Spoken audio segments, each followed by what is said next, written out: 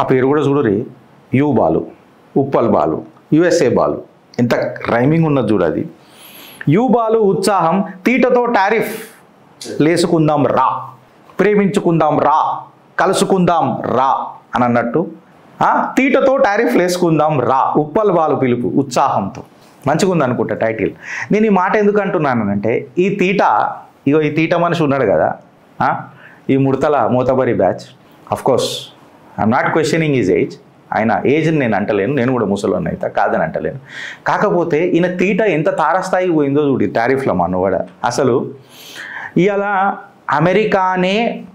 అమెరికానే భారత్ని ఇంకా చైనా రష్యాతో సంబంధాలు గట్టిగా చేసుకునేటట్టు ప్రేరేపిస్తున్నది, ప్రోత్సహిస్తున్నది. కరెక్ట్గా చెప్పాలంటే ఒకసారి మన స్ట్రాటజిక్ పార్ట్నర్ అమెరికా, మన ట్రస్టెడ్ ఫ్రెండ్ ఇవాళ మననే కార్నర్ చేస్తుంది, మననే ఇబ్బంది పెడుతుంది అని అంటే మనం నమ్మశక్యంగా ఉన్నదా? My friend he is a phenomenal guy అని చెప్పి మాట్లాడతాడు కదా, దొర్లుకుంటా మాట్లాడతాడు కదా ఈ ట్రంప్ తీట.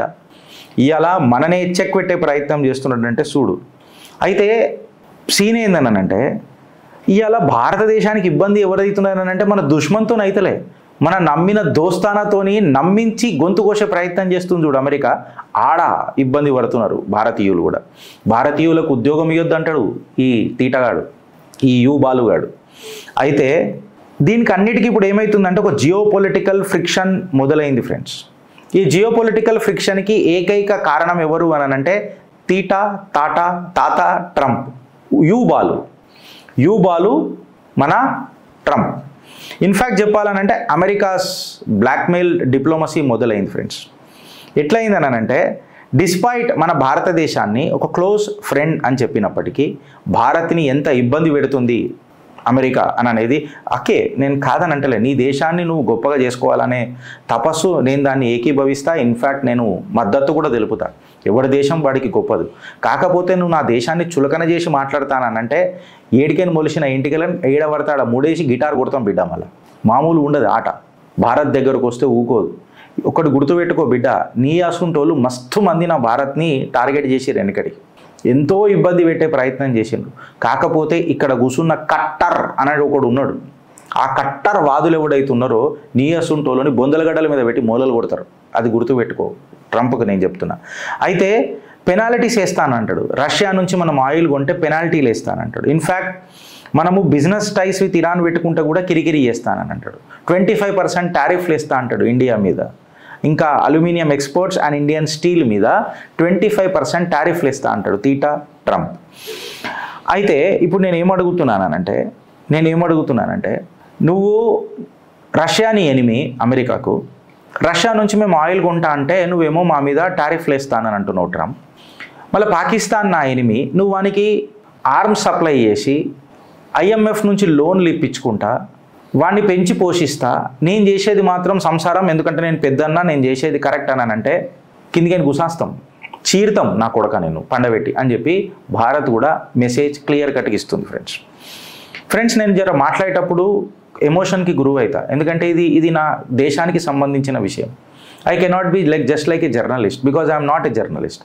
చిత్రగుప్తులో మేము జర్నలిస్టులం కాము, మేము భారతీయులం. మేము న్యూస్ ప్రజెంట్ చేయము. నిజంగా చెప్పాలంటే మేము నిజాలు ప్రజెంట్ చేస్తాం. బికాజ్ న్యూస్లల్లో ఫుల్ ట్రూత్ ఉండయి, సగం ట్రూత్లు ఎక్కువ ఉంటాయి. మేము నిజాలే చేయడానికి ప్రయత్నం చేస్తాం ఆధారాలు పెట్టి. ఇప్పుడు ఈ టారిఫ్ ట్రంప్ అబ్సెషన్ ఏదైతుంది చూడు, మనోడు జర మెంటలీ రిటార్డెడ్ అయిపోయిండు అని చెప్పి చెప్తున్నారు.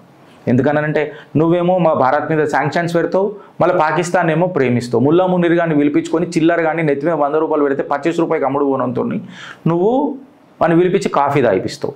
మళ్ళీ నువ్వు మా మోదీని పిలుస్తావు. నువ్వు కూడా మనం కూర్చొని మాట్లాడదామంట, ఓడరా నువ్వు అని చెప్పి నా ప్రధాని నీకు ఆన్సర్ ఇస్తుంటే నీకు బగబగ మండుతున్నది. ఇన్ఫ్యాక్ట్ చెప్పాలంటే నీ ఇజ్జత్ ఖర్చు అవుతున్నది ప్రపంచ దేశంలో. నిన్ను పిచ్చోన్ లెక్క కేటగరైజ్ చేస్తున్నారు కంప్లీట్గా.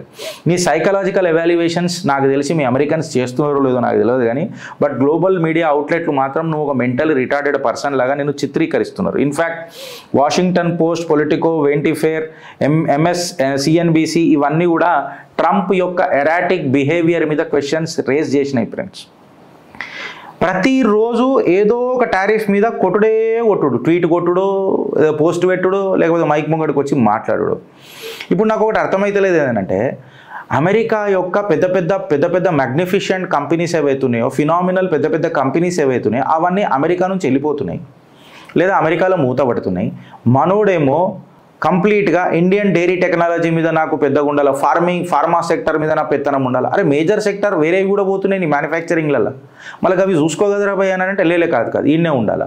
అయితే మనం డైరీ టెక్నాలజీలో మనం ఎందుకు దగ్గర రాణిస్తలేం తెలుసా ఫ్రెండ్స్? అమెరికన్ మిల్క్ ఏదైతే ఉంటుందో అది నాన్ వెజ్ మిల్క్ అని అంటారు. అంటే అక్కడ ఆవులకు కానీ లేకపోతే వాళ్ళ గేదెలకు కానీ వాళ్ళు అక్కడ మీటు బ్లడ్ ఇవన్నీ ఇస్తూ ఉంటారంట. అది ఖచ్చితంగా మనకి ఇక్కడ కన్జంప్షన్కి రాదు, ఈడ మనం తీసుకోలేము. మనం అబ్సల్యూట్గా వెజ్ మిల్క్ని ప్రిఫర్ చేస్తాం, వాళ్ళు అక్కడ నాన్ వెజ్ మిల్క్ని ప్రోత్సహిస్తారు. సో ఈ సర్టిఫికేషన్స్లో మనకు ప్రాబ్లమ్స్ వస్తుంది అండ్ టారిఫ్ తాతను నమ్మేటట్టు ఉండదు. సో ఆబ్వియస్గా ఇది ఒక రీజన్ సరిపోదా ఈ డైరీ టెక్నాలజీ? అయినా మన దగ్గర ఏమైనా టెక్నాలజీ తక్కువ ఉందా? మనం ఆనాటి నుంచి ఈనాటి దాకా డైరీ టెక్నాలజీలో సూపరే కదా. మనం ప్రతి ఇంటికి ఒక ఆవు ఉంటుండే కదా వెనకటికి కూడా, ఇది కొత్త కాదు కదా, ప్రతి ఊరిలో ఇప్పటికీ ఉంటుంది. సో ఈడేంది కొత్తగా ఇచ్చేది మాకు? ఫార్మా సెక్టర్లో అయితే మమ్మల్ని మించిన తోపే ఉన్నాడు రాబోయే ప్రపంచ దేశంలో.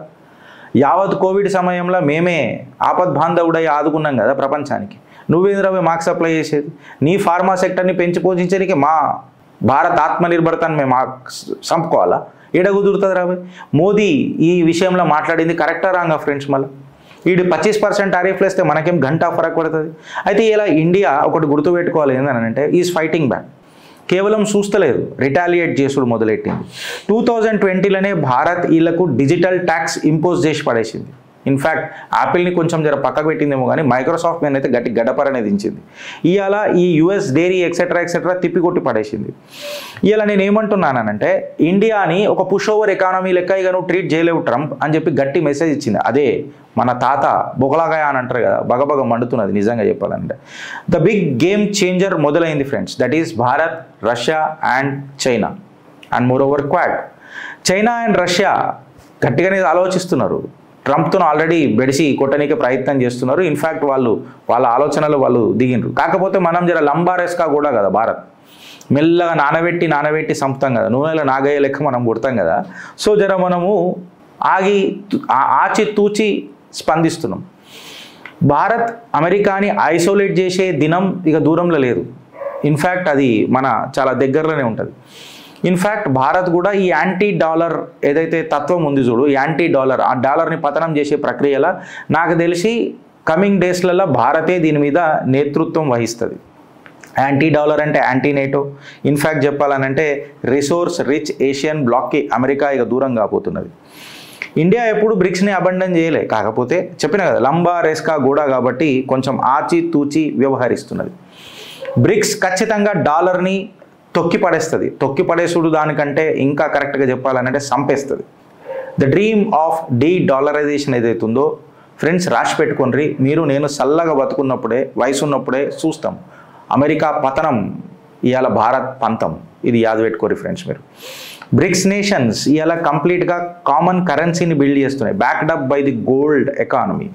గోల్డ్ బ్యాక్డ్ ఎకానమీ చేస్తారు. ఎట్లా అంటే ఒక పేపర్ ఎకానమీ కాదు, పేపర్ పులుల లెక్క గోల్డ్ బ్యాక్డ్ ఎకానమీ ఇవాళ బ్రిక్స్ నేషన్స్ తయారు చేస్తున్నాయి ఫ్రెండ్స్. ఇండియా ఇవాళ రష్యాతోని రూబల్లలో ట్రేడ్ చేస్తుంది. చైనా ఆల్రెడీ డిజిటల్ యువాన్ని కూడా డిజైన్ చేసింది. ఇన్ఫ్యాక్ట్ చెప్పాలని అంటే ఇవాళ యూరోపియన్ యూనియన్, నేటో యూనియన్ ఇవన్నీ కూడా సంకనాకిపోయే ఉన్నాయి. ఈ స్విఫ్ట్ శాంక్షన్స్ ఏదైతే ట్రంప్ మాట్లాడుతున్నాడు చూడు, పెద్దగా ఒరిగేది ఏం లేదు, క్లియర్ కట్గా చెప్తున్నాం. అయితే ఇవాళ నిపుణులు ఏం మాట్లాడుతున్నారు అని అంటే అమెరికా యొక్క ఏదైతే డిపెండెన్సీ ఉంది చూడు మనది ఆపరేటింగ్ సిస్టమ్స్లలో, ఎస్పెషల్లీ మైక్రోసాఫ్ట్, అక్కడ భారత్కి కూడా ఒక దేశీ ఆపరేటింగ్ సిస్టమ్ ఖచ్చితంగా ఉండాలా, ఒక క్లౌడ్ ఇన్ఫ్రాస్ట్రక్చర్ భారత్కి సపరేట్గా ఉండాలా, మైక్రోచిప్ మ్యానుఫ్యాక్చరింగ్ కూడా భారత్కి తన సొంతది ఉండాలా అని చెప్పి చెప్తున్నారు. ఇన్ఫ్యాక్ట్ ఇక్కడ నిపుణులు ఏం మాట్లాడుతున్నారంటే రూపీ బేస్డ్ ట్రేడ్ కారిడోర్స్ ఉంటాయి కదా, అంటే ఇప్పుడు మనం రష్యాతోని రూబెల్లలో చేస్తున్నాం, అట్లా అరబ్తో కూడా మనము, సౌదీ అరేబియాతో కూడా మనము వాళ్ళ లోకల్ కరెన్సీలలోనే మనం ట్రేడ్ చేస్తున్నాం. అట్లా ఈ ట్రేడ్ కారిడార్స్ అనేది బార్డర్స్ దాటిపోవాలి. ప్రపంచ దేశంలో మొత్తం మనం డాలర్ని పక్కపెట్టి లోకల్ కరెన్సీలలో మనము ట్రేడ్ చేసుడు మొదలెట్టాలి. క్వాడ్ అండ్ బ్రిక్ నేషన్స్తో గట్టిగా ముంగడుకోవాలా. ఇన్ఫ్యాక్ట్ బ్రిక్స్కి పెద్దపీట వేయాలా అని చెప్పి చెప్తున్నారు. ఇన్ఫ్యాక్ట్ చెప్పాలని అంటే ఇండియా ఫ్యూచర్ ఇప్పుడు అనేది ఈస్ట్లోనో లేకపోతే వెస్ట్లోనో లేదు. ఇన్ఫ్యాక్ట్ స్ట్రాటజిక్ అటానమీ అంటాం కదా మనం, అంటే మనమే ఏకఛత్రాధిపతం అని అంటారు కదా, అక్కడ తీయాలి.